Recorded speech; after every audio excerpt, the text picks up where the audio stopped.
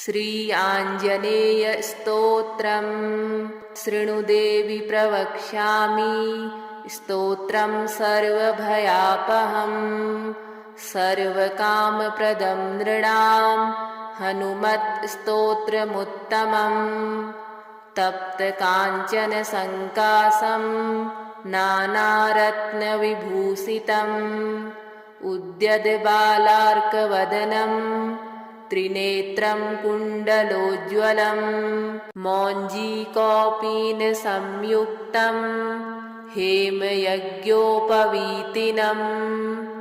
पिङ्गलाक्षं महाकायं टङ्कशैलेन्द्रधारिणम् शिखानिक्षिप्तवालाग्रं मेरुशैलाग्रसंस्थितम् मूर्तित्रयात्मकं पीनं महावीरं महाहनुं हनुमन्तं वायुपुत्रं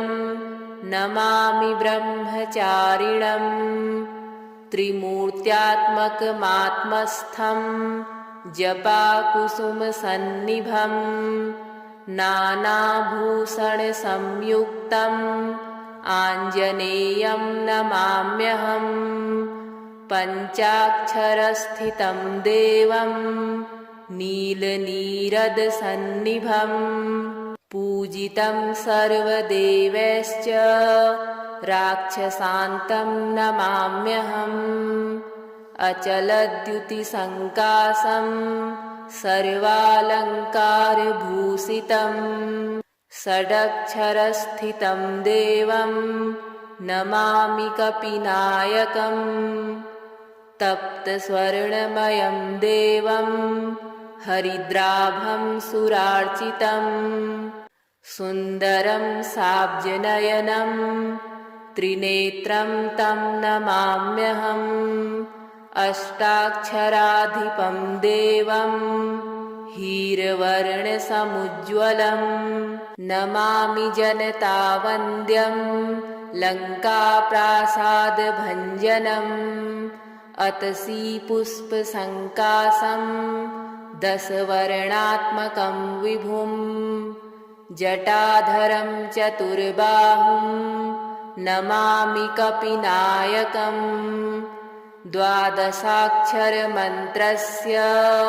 नायकं कुन्तधारिणम् अङ्कुशं च दधानं च कपिवीरं नमाम्यहम् त्रयोदशाक्षरयुतं सीतादुःखनिवारिणम् पीतवर्णं लसत्कायं भजे सुग्रीवमन्त्रिणम् मालामन्त्रात्मकं देवं चित्रवर्णं चतुर्भुजं पाशाङ्कुशाभयकरं धृतटङ्कं नमाम्यहम् सुरासुरगणः सर्वः संस्तुतं प्रणमाम्यहम् एवं ध्यायेन्नरो नित्यं सर्वपापैः प्रमुच्यते प्राप्नोति चिन्तितं कार्यं शीघ्रमेव न संशयः शृणुदेवि प्रवक्ष्यामि स्तोत्रं सर्वभयापहम् सर्वकामप्रदं नृणां हनुमत् स्तोत्रमुत्तमम् तप्तकाञ्चन संकासं नानारत्नविभूषितम् उद्यद्बालार्कवदनं त्रिनेत्रं कुण्डलोज्ज्वलम् मौञ्जीकौपीनसंयुक्तं हेमयज्ञोपवीतिनम् पिङ्गलाक्षं महाकायं टङ्कशैलेन्द्रधारिणम् शिखानिक्षिप्तवालाग्रं मेरुशैलाग्रसंस्थितम् मूर्तित्रयात्मकं पीनं महावीरं महाहनुं हनुमन्तं वायुपुत्रं नमामि ब्रह्मचारिणम् त्रिमूर्त्यात्मकमात्मस्थं जपाकुसुमसन्निभं नानाभूषणसंयुक्तम् आञ्जनेयं नमाम्यहम् पञ्चाक्षरस्थितं देवं नीलनीरदसन्निभं पूजितं सर्वदेवैश्च राक्षसान्तं नमाम्यहम् अचलद्युतिसङ्कासं सर्वालङ्कारभूषितं षडक्षरस्थितं देवं नमामि कपिनायकम् तप्तस्वर्णमयं देवं हरिद्राभं सुरार्चितं सुन्दरं साब्जनयनं त्रिनेत्रं तं नमाम्यहम् अष्टाक्षराधिपं देवं हीरवर्णसमुज्ज्वलं नमामि जनतावन्द्यं लङ्काप्रासादभञ्जनम् अतसी पुष्पसङ्कासं दशवर्णात्मकं विभुं जटाधरं चतुर्बाहुं नमामि कपिनायकम् द्वादशाक्षरमन्त्रस्य नायकं कुन्तधारिणम् अङ्कुशं च दधानं च कपिवीरं नमाम्यहम् त्रयोदशाक्षरयुतं सीतादुःखनिवारिणं पीतवर्णं लसत्कायं भजे सुग्रीवमन्त्रिणम् मालामन्त्रात्मकं देवं चित्रवर्णं चतुर्भुजं पाशाङ्कुशाभयकरं धृतटङ्कं नमाम्यहम् सुरासुरगणः सर्वः संस्तुतं प्रणमाम्यहम् एवं ध्यायेन्नरो नित्यं सर्वपापैः प्रमुच्यते प्राप्नोति चिन्तितं कार्यं शीघ्रमेव न संशयः शृणु देवि प्रवक्ष्यामि स्तोत्रं सर्वभयापहम् सर्वकामप्रदं नृणां हनुमत्स्तोत्रमुत्तमम् तप्तकाञ्चनसङ्कासं नानारत्नविभूषितम् उद्यद्बालार्कवदनं त्रिनेत्रं कुण्डलोज्ज्वलं मौञ्जीकौपीनसंयुक्तं हेमयज्ञोपवीतिनम् पिङ्गलाक्षं महाकायं टङ्कशैलेन्द्रधारिणं शिखानिक्षिप्तवालाग्रं मेरुशैलाग्रसंस्थितं मूर्तित्रयात्मकं पीनं महावीरं महाहनुं हनुमन्तं वायुपुत्रं नमामि ब्रह्मचारिणम् त्रिमूर्त्यात्मकमात्मस्थं जपाकुसुमसन्निभं नानाभूषणसंयुक्तम् आञ्जनेयं नमाम्यहम् पञ्चाक्षरस्थितं देवं नीलनीरदसन्निभं पूजितं सर्वदेवैश्च राक्षसान्तं नमाम्यहम् अचलद्युतिसङ्कासं सर्वालङ्कारभूषितं षडक्षरस्थितं देवं नमामि कपिनायकम् तप्तस्वर्णमयं देवं हरिद्राभं सुरार्चितं सुन्दरं साब्जनयनं त्रिनेत्रं तं नमाम्यहम् अष्टाक्षराधिपं देवं हीरवर्णसमुज्ज्वलं नमामि जनतावन्द्यं लङ्काप्रासादभञ्जनम् अतसी पुष्पसङ्कासं दशवर्णात्मकं विभुं जटाधरं चतुर्बाहुं नमामि कपिनायकं द्वादशाक्षरमन्त्रस्य नायकं कुन्तधारिणम् अङ्कुशं च दधानं च कपिवीरं नमाम्यहम् त्रयोदशाक्षरयुतं सीतादुःखनिवारिणं पीतवर्णं लसत्कायं भजे सुग्रीवमन्त्रिणम् मालामन्त्रात्मकं देवं चित्रवर्णं चतुर्भुजं पाशाङ्कुशाभयकरं धृतटङ्कं नमाम्यहम् सुरासुरगणः सर्वः संस्तुतं प्रणमाम्यहम् एवं ध्यायेन्नरो नित्यं सर्वपापैः प्रमुच्यते प्राप्नोति चिन्तितं कार्यं शीघ्रमेव न संशयः शृणु देवि प्रवक्ष्यामि स्तोत्रं सर्वभयापहं सर्वकामप्रदं नृणां हनुमत्स्तोत्रमुत्तमम् तप्तकाञ्चनसङ्काशं नानारत्नविभूषितम् उद्यद्बालार्कवदनं त्रिनेत्रं कुण्डलोज्ज्वलं मौञ्जीकौपीनसंयुक्तं हेमयज्ञोपवीतिनम् पिङ्गलाक्षं महाकायं टङ्कशैलेन्द्रधारिणम् शिखानिक्षिप्तवालाग्रं मेरुशैलाग्रसंस्थितं मूर्तित्रयात्मकं पीनं महावीरं महाहनुं हनुमन्तं वायुपुत्रं नमामि ब्रह्मचारिणम्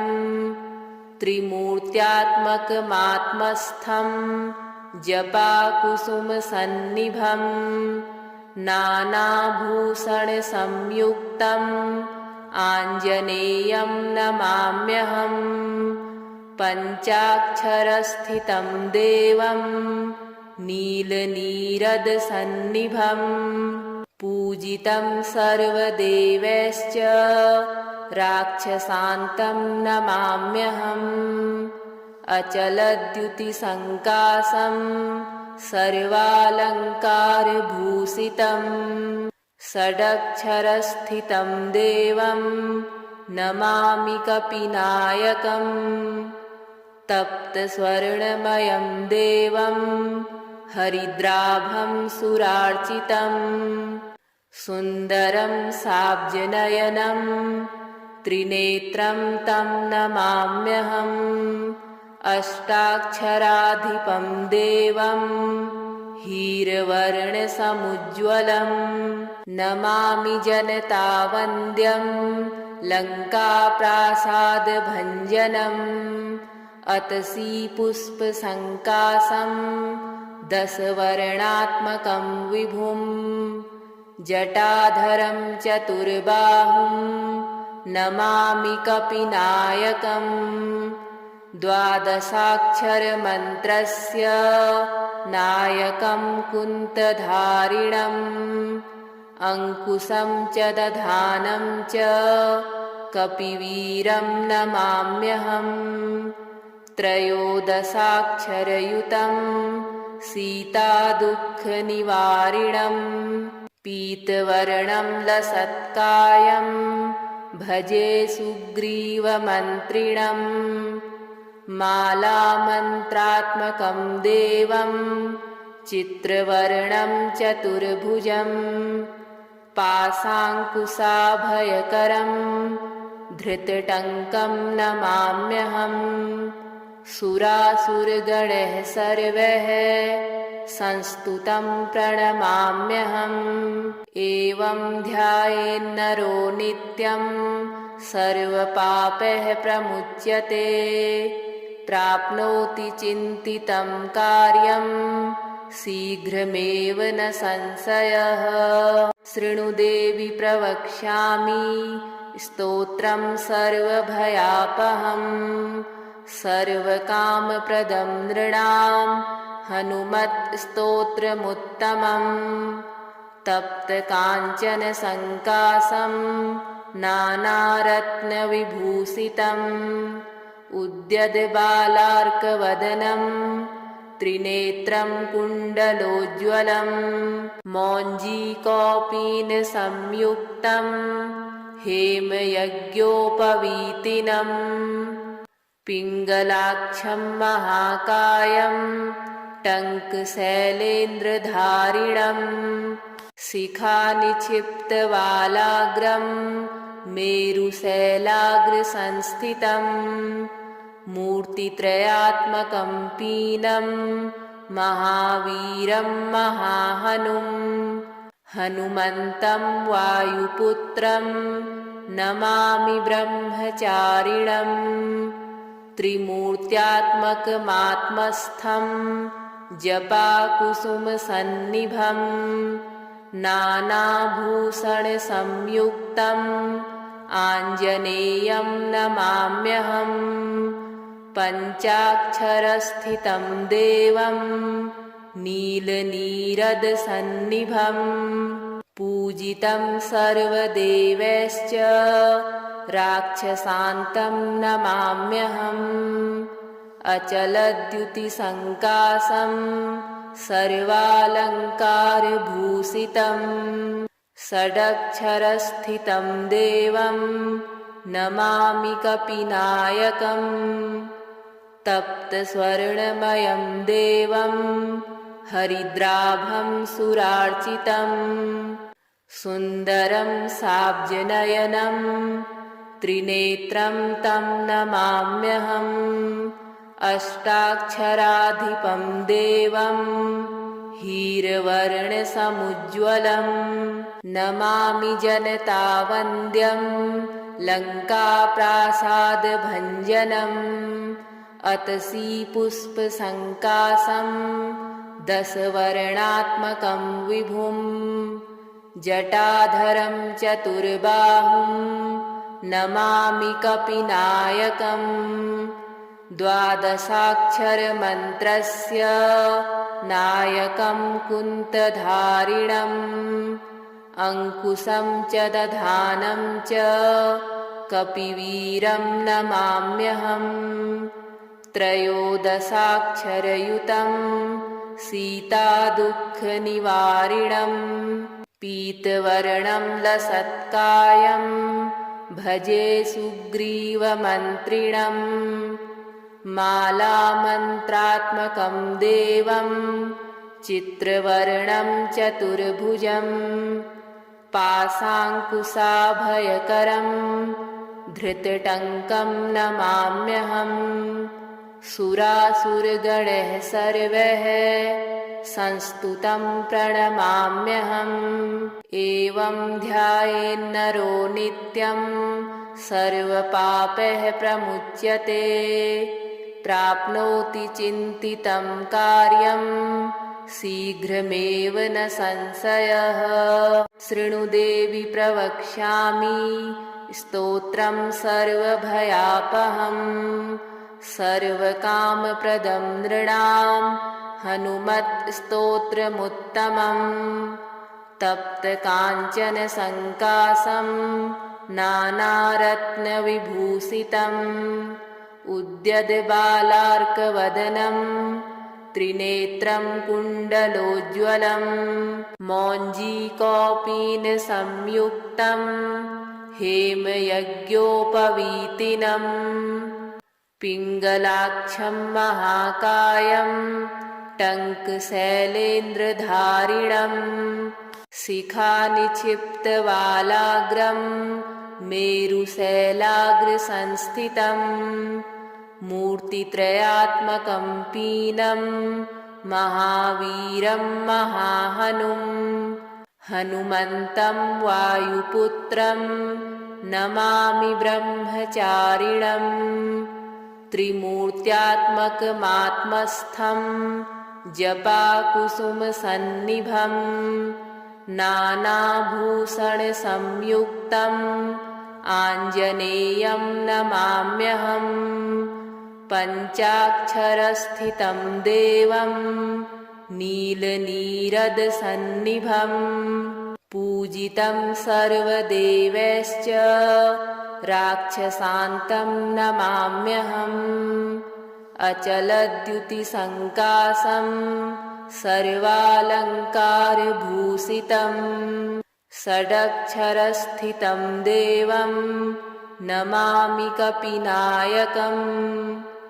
तप्तस्वर्णमयं देवं हरिद्राभं सुरार्चितं सुन्दरं साब्जनयनं त्रिनेत्रं तं नमाम्यहम् अष्टाक्षराधिपं देवं हीरवर्णसमुज्ज्वलं नमामि जनतावन्द्यं लङ्काप्रासादभञ्जनम् अतसी पुष्पसङ्कासं दशवर्णात्मकं विभुं जटाधरं चतुर्बाहुं नमामि कपिनायकम् द्वादशाक्षरमन्त्रस्य नायकं कुन्तधारिणम् अङ्कुशं च दधानं च कपिवीरं नमाम्यहम् त्रयोदशाक्षरयुतं सीतादुःखनिवारिणं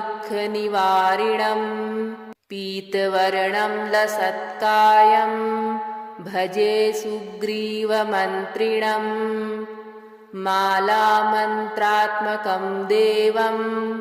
चित्रवर्णं चतुर्भुजं पाशाङ्कुशाभयकरं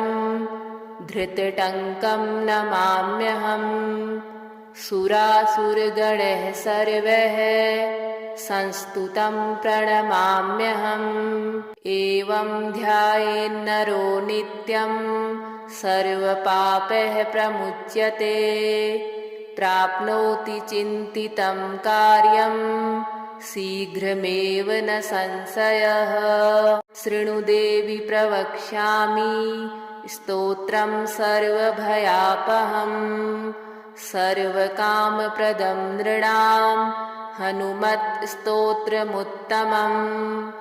तप्तकाञ्चनसङ्कासं नानारत्नविभूषितम् उद्यद्बालार्कवदनं त्रिनेत्रं कुण्डलोज्ज्वलं मौञ्जीकौपीनसंयुक्तं हेमयज्ञोपवीतिनम् पिङ्गलाक्षं महाकायं टङ्कशैलेन्द्रधारिणम् शिखानिक्षिप्तवालाग्रं मेरुशैलाग्रसंस्थितं मूर्तित्रयात्मकं पीनं महावीरं महाहनुं हनुमन्तं वायुपुत्रं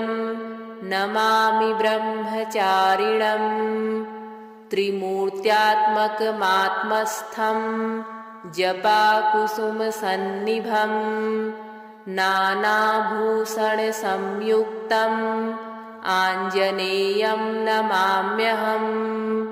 पञ्चाक्षरस्थितं देवं नीलनीरदसन्निभम् पूजितं सर्वदेवैश्च राक्षसान्तं नमाम्यहम् अचलद्युतिसङ्कासं सर्वालङ्कारभूषितं षडक्षरस्थितं देवं नमामि कपिनायकम् तप्तस्वर्णमयं देवं हरिद्राभं सुरार्चितं सुन्दरं साब्जनयनं त्रिनेत्रं तं नमाम्यहम् अष्टाक्षराधिपं देवं हीरवर्णसमुज्ज्वलं नमामि जनतावन्द्यं लङ्काप्रासादभञ्जनम् अतसी पुष्पसङ्कासं दशवर्णात्मकं विभुं जटाधरं चतुर्बाहुं नमामि कपिनायकम् द्वादशाक्षरमन्त्रस्य नायकं कुन्तधारिणम् अङ्कुशं च दधानं च कपिवीरं नमाम्यहम् त्रयोदशाक्षरयुतं सीतादुःखनिवारिणम् पीतवर्णं लसत्कायं भजे सुग्रीवमन्त्रिणम् मालामन्त्रात्मकं देवं चित्रवर्णं चतुर्भुजं पाशाङ्कुशाभयकरं धृतटङ्कं नमाम्यहम् सुरासुरगणः सर्वः संस्तुतं प्रणमाम्यहम् एवं ध्यायेन्नरो नित्यं सर्वपापैः प्रमुच्यते प्राप्नोति चिन्तितं कार्यं शीघ्रमेव न संशयः शृणु देवि प्रवक्ष्यामि स्तोत्रं सर्वभयापहम् सर्वकामप्रदं नृणां हनुमत्स्तोत्रमुत्तमम् तप्तकाञ्चन सङ्कासं नानारत्नविभूषितम् उद्यद्बालार्कवदनं त्रिनेत्रं कुण्डलोज्ज्वलं मौञ्जीकौपीनसंयुक्तं हेमयज्ञोपवीतिनं पिङ्गलाक्षं महाकायं टङ्कशैलेन्द्रधारिणं शिखानिक्षिप्तवालाग्रं मेरुशैलाग्रसंस्थितं मूर्तित्रयात्मकं पीनं महावीरं महाहनुं हनुमन्तं वायुपुत्रं नमामि ब्रह्मचारिणम् त्रिमूर्त्यात्मकमात्मस्थं जपाकुसुमसन्निभं नानाभूषणसंयुक्तम् आञ्जनेयं नमाम्यहम् पञ्चाक्षरस्थितं देवं नीलनीरदसन्निभं पूजितं सर्वदेवैश्च राक्षसान्तं नमाम्यहम् अचलद्युतिसङ्कासं सर्वालङ्कारभूषितं षडक्षरस्थितं देवं नमामि कपिनायकम्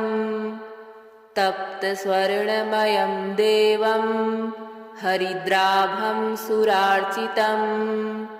सुन्दरं साब्जनयनं त्रिनेत्रं तं नमाम्यहम् अष्टाक्षराधिपं देवं हीरवर्णसमुज्ज्वलं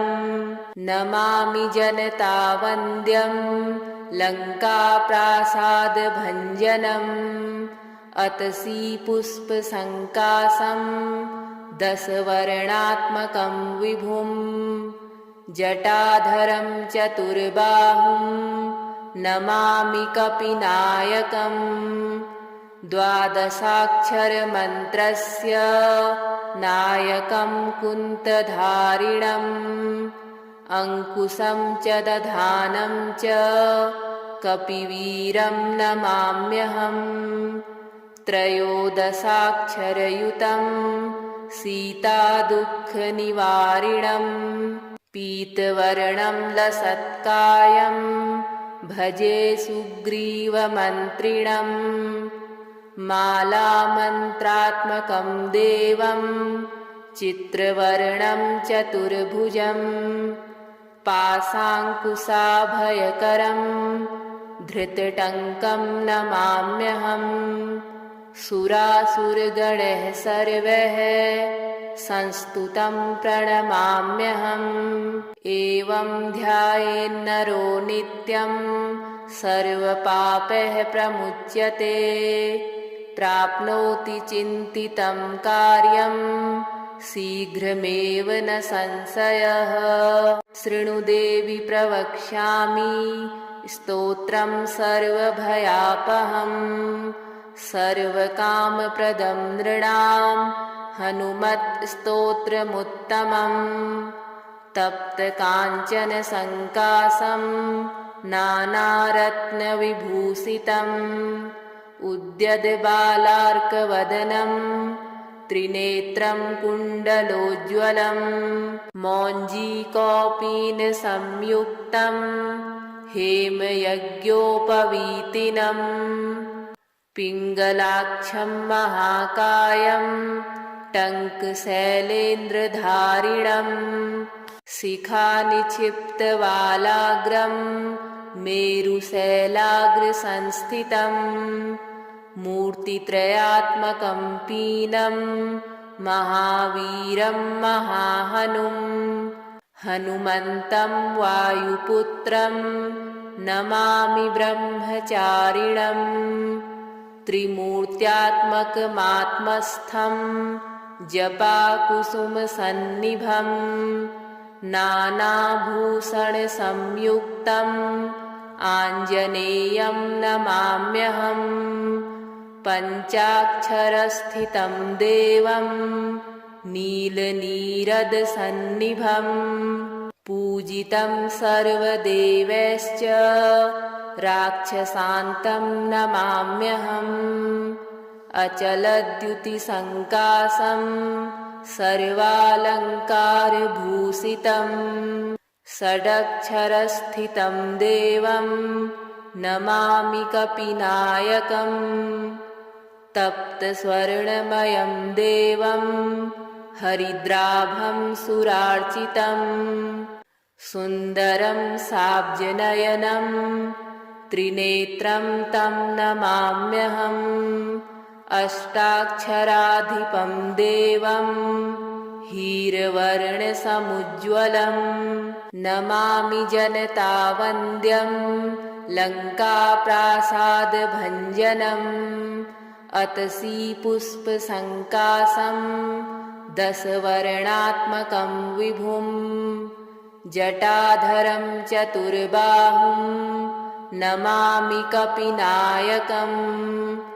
द्वादशाक्षरमन्त्रस्य नायकं कुन्तधारिणम् अङ्कुशं च दधानं च कपिवीरं नमाम्यहम् त्रयोदशाक्षरयुतं सीतादुःखनिवारिणं पीतवर्णं लसत्कायं भजे सुग्रीवमन्त्रिणम् मालामन्त्रात्मकं देवं चित्रवर्णं चतुर्भुजं पाशाङ्कुशाभयकरं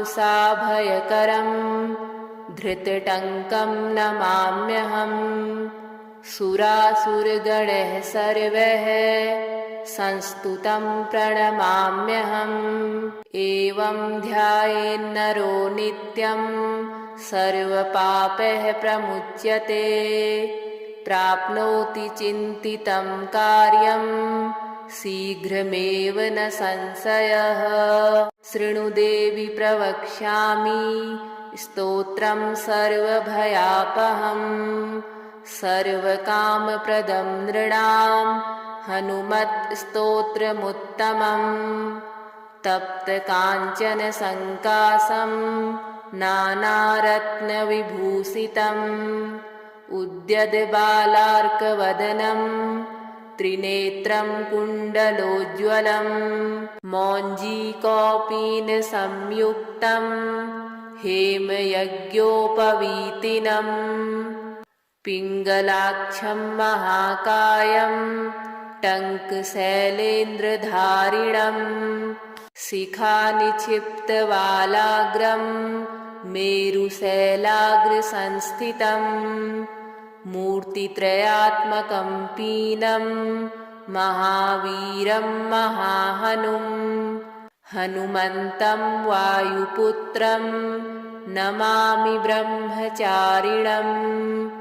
त्रिमूर्त्यात्मकमात्मस्थं जपाकुसुमसन्निभं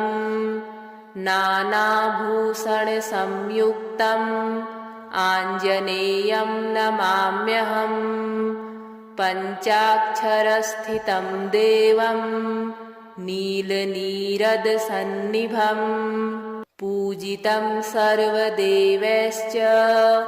राक्षसान्तं नमाम्यहम् अचलद्युतिसङ्कासं सर्वालङ्कारभूषितं षडक्षरस्थितं देवं नमामि कपिनायकम् तप्तस्वर्णमयं देवं हरिद्राभं सुरार्चितं सुन्दरं साब्जनयनं त्रिनेत्रं तं नमाम्यहम् अष्टाक्षराधिपं देवं हीरवर्णसमुज्ज्वलं नमामि जनतावन्द्यं लङ्काप्रासादभञ्जनम् अतसी पुष्पसङ्कासं दशवर्णात्मकं विभुं जटाधरं चतुर्बाहुं नमामि कपिनायकम् द्वादशाक्षरमन्त्रस्य नायकं कुन्तधारिणम् अङ्कुशं च दधानं च कपिवीरं नमाम्यहम् त्रयोदशाक्षरयुतं सीतादुःखनिवारिणं पीतवर्णं लसत्कायं भजे सुग्रीवमन्त्रिणम् मालामन्त्रात्मकं देवं चित्रवर्णं चतुर्भुजं पाशाङ्कुशाभयकरं धृतटङ्कं नमाम्यहम् सुरासुरगणः सर्वैः संस्तुतं प्रणमाम्यहम् एवं ध्यायेन्नरो नित्यं सर्वपापैः प्रमुच्यते प्राप्नोति चिन्तितं कार्यं शीघ्रमेव न संशयः शृणु देवि प्रवक्ष्यामि स्तोत्रं सर्वभयापहम् सर्वकामप्रदं नृणां हनुमत्स्तोत्रमुत्तमम् तप्तकाञ्चनसङ्कासं नानारत्नविभूषितम् उद्यद्बालार्कवदनं त्रिनेत्रं कुण्डलोज्ज्वलं मौञ्जीकौपीनसंयुक्तं हेमयज्ञोपवीतिनम् पिङ्गलाक्षं महाकायं टङ्कशैलेन्द्रधारिणं शिखानिक्षिप्तवालाग्रं मेरुशैलाग्रसंस्थितं मूर्तित्रयात्मकं पीनं महावीरं महाहनुं हनुमन्तं वायुपुत्रं नमामि ब्रह्मचारिणम् त्रिमूर्त्यात्मकमात्मस्थं जपाकुसुमसन्निभं नानाभूषणसंयुक्तम् आञ्जनेयं नमाम्यहम् पञ्चाक्षरस्थितं देवं नीलनीरदसन्निभं पूजितं सर्वदेवैश्च राक्षसान्तं नमाम्यहम् अचलद्युतिसङ्कासं सर्वालङ्कारभूषितं षडक्षरस्थितं देवं नमामि कपिनायकम् तप्तस्वर्णमयं देवं हरिद्राभं सुरार्चितं सुन्दरं साब्जनयनं त्रिनेत्रं तं नमाम्यहम् अष्टाक्षराधिपं देवं हीरवर्णसमुज्ज्वलं नमामि जनतावन्द्यं लङ्काप्रासादभञ्जनम् अतसी पुष्पसङ्कासं दशवर्णात्मकं विभुं जटाधरं चतुर्बाहुं नमामि कपिनायकम् द्वादशाक्षरमन्त्रस्य नायकं कुन्तधारिणम् अङ्कुशं च दधानं च कपिवीरं नमाम्यहम् त्रयोदशाक्षरयुतं सीतादुःखनिवारिणम् पीतवर्णं लसत्कायं भजे सुग्रीवमन्त्रिणम् मालामन्त्रात्मकं देवं चित्रवर्णं चतुर्भुजं पाशाङ्कुशाभयकरं धृतटङ्कं नमाम्यहम् सुरासुरगणः सर्वः संस्तुतं प्रणमाम्यहम् एवं ध्यायेन्नरो नित्यं सर्वपापैः प्रमुच्यते प्राप्नोति चिन्तितं कार्यं शीघ्रमेव न संशयः।